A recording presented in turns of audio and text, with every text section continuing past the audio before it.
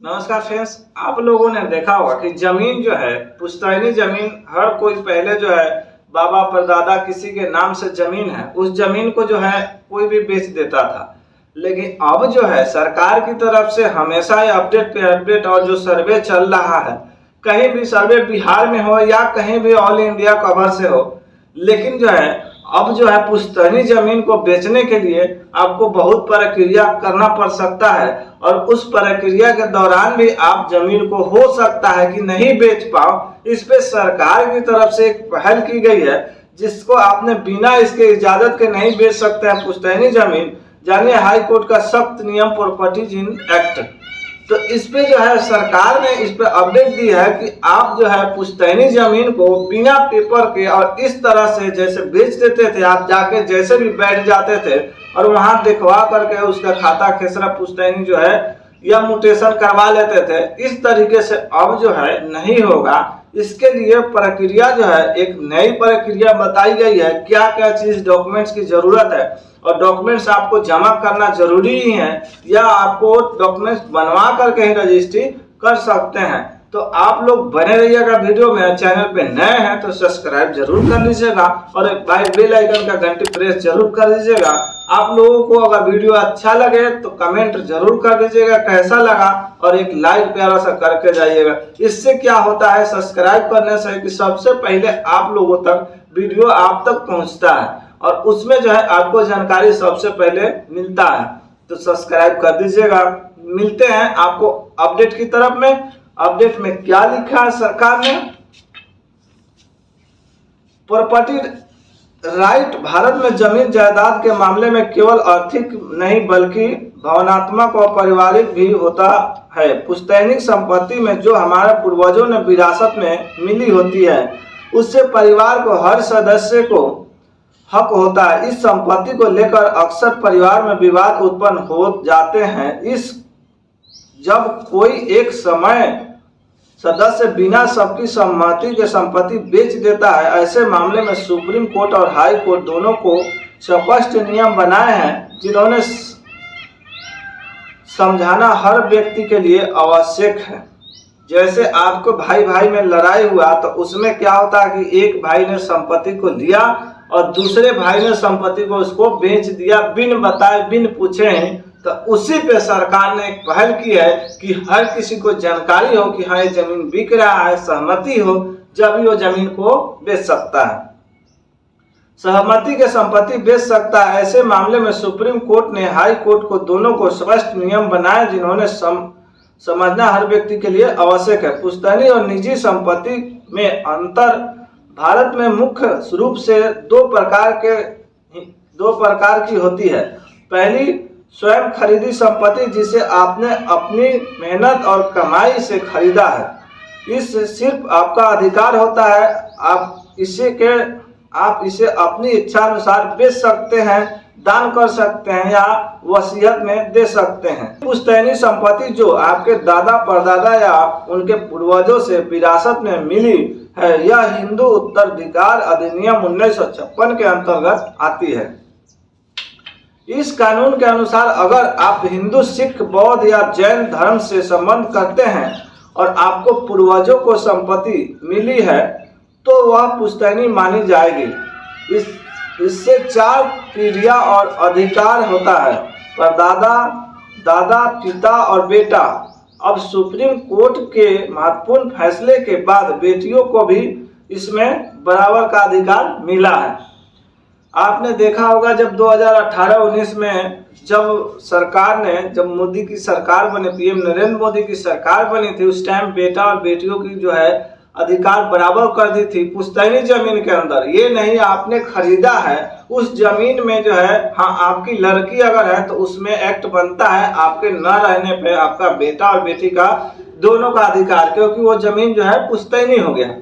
तो आपको क्या करना है कि जैसे कि आपके दादा परदादा का जमीन है उसमें जो है उनकी जो है 2018-19 के बाद में जो भी जमीन है उसमें एक्ट बनता है। अगर उससे पहले का है तो आप उस पर लड़ सकते हैं। एक तो वो भी बना सकता है लेकिन आप उस पर लड़ सकते हैं कि आपके बराबर के हिस्से देने से पहले जो है हमारी जमीनें दादा परदादा की थी। तो इस टाइम से जो है 2018-19 के बाद जो भी मतलब कि कैंडिडेट है उसे जो है आप फाइल कर सकते हैं। क्या एक सदस्य अकेले बेच सकता है पुश्तैनी संपत्ति को? एक समय अकेले नहीं बेच सकते, एक सदस्य अकेले नहीं बेच सकता है। यदि कोई ऐसा करता है कि वह कानूनी रूप से गलत है। पुश्तैनी संपत्ति को बेचने के लिए हिस्सेदार की सहमति अनिवार्य है।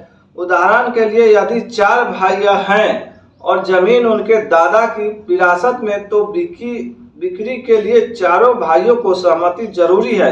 यदि एक भाई अकेले बेच देता है तो बाकी 3 न्यायालय में जाकर उस बिक्री को रद्द करवा सकता है, और रद्द करवाने के बाद में जो है खरीदने वाले के ऊपर भी दंड लग सकता है और उसके बाद बेचने वाले को भी दंड लगेगा। और जो भी पैसा मिला होगा वो पैसा को जो है हो सकता है सरकार की एक्ट 1976 के तहत जो है एक्ट के तहत उस जमीन खरीदने वाले को भी इसका मुआवजा भुगतना पड़ सकता है।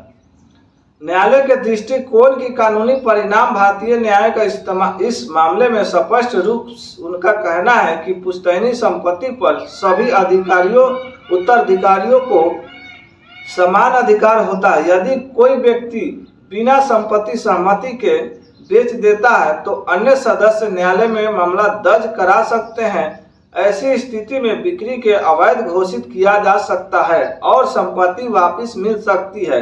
इतना ही नहीं, उस सदस्य को धोखाधड़ी या संपत्ति विवाद का मुकदमा भी चल सकता है, जिसके गंभीर परिणाम हो सकते हैं, जेल भी जाना पड़ सकता है। पुश्तैनी संपत्ति में बेटियों का हिस्सा नहीं मिलता था, लेकिन अब परिस्थितियां बदल चुकी है। अब जो है कोर्ट ने 2020 में एक ऐतिहासिक फैसला देते हुए कहा कि बेटियों को भी बेटों को समान दोनों बराबर मिलेगा अधिकार में, चाहे पिता की मृत्यु कानून लागू होने से पहले हुई हो। इस फैसले के अनुसार बेटी की विवाह स्थिति शादीशुदा या अविवाहित इस अधिकार को प्रभावित नहीं कर सकती। यह निर्णय महिलाओं को संपत्ति अधिकार के लिए एक महत्वपूर्ण कदम है।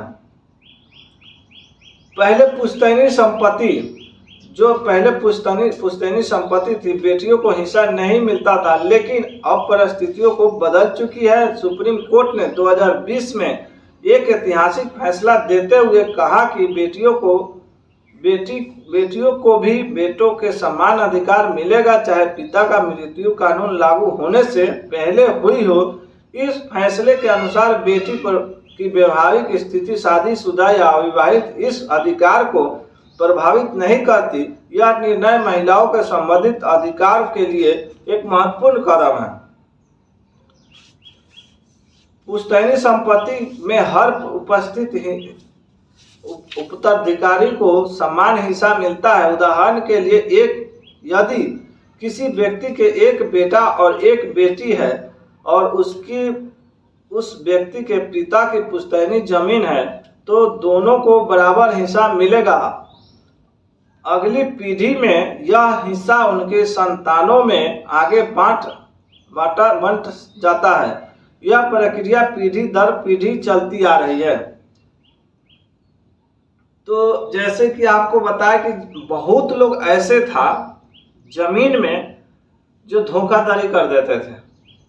जमीन घर में बताए नहीं, किसी से सलाह लिए नहीं, वो गए चुपचाप निकले और आपका जो है पैसा ले लिए। आप अगर यदि लिखाने वाले हैं, क्रेता हैं तो आपसे पैसा ऐंठ के बहुत लोग, तो पहले आप लोग अब जो जमीन जो भी लिखाने जाए, या प्रदेश में हो या घर पे है, कहीं भी हो, उस जमीन को पहले संरक्षण करें कि ये जमीन में किसी और का भी हिस्सा तो नहीं है, कोई इसमें पार्टनर तो नहीं है, कोई बहन तो एक्ट न लगा सकी है, या कोई किसी का अधिकार तो इस पे नहीं चल रहा है, या फर्जी कोई जमीन तो नहीं है।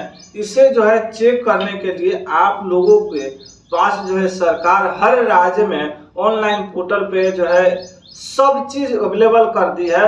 तो उस जमीन को आप मैप द्वारा भी चेक कर सकते हैं, और उसका जो है खाता खेसरा अगर पता है, पुश्तैनी जमीन है, तो उसे भी आप लेकर के पहले चेक करवा करके अप्रूव्ड हो जाए, बिल्कुल निश्चिंत हो जाए। उसके बाद उस जमीन के ऊपर आप हाथ उठाने की कोशिश करें, क्योंकि उस जमीन में आपको पैसा दे रहे हैं तो फंसना नहीं है, उस जमीन को साफ सुथरा से लिखाना है, क्योंकि आपकी दाखिल खारिज भी अगर लिखित हो भी गया तो दाखिल खारिज अटक जाएगा, आपका म्यूटेशन नहीं होगा, आप फंसे रह जाओगे, आपका पैसा भी मतलब नाजायज चला जाएगा। इसलिए हर प्रकार की जमीनों को जहां भी ले, जहां भी पैसा आप दे तो वहां आप चेक करके दे। आपने देखा होगा कि बहुत ऐसे कोर्ट में जो है, कोर्ट में देखेंगे तो जो है 75% जो है केसेस जो है अभी जमीन के विवाद के चलते चल रहा है। चाहे वो बिहार हो, राजस्थान हो, गुजरात हो, महाराष्ट्र हो, कहीं भी देखेंगे तो 75% केसेस जो है आपको मिलेगा कि जमीन से, इसका जमीन उसने लिखा लिया, यहाँ जमीन हमारा था इसने ले लिया, ऐसे बेच दिया, इतना पैसा ले लिया, ऐसे चला गया। तो दोस्त सबसे हाथ जोड़ के निवेदन है कि जो जमीन आप लिखाए उसे साफ सुथरा लिखाए, और पैसा जो भी दे जांच परख के दे, किस भी जमीन पे देना है। तो इससे लिए धोखाधड़ी से बचने के लिए बचे रहे। मिलते हैं आप लोगों को किसी नेक्स्ट वीडियो में, जब तक के लिए जय हिंद, जय भारत।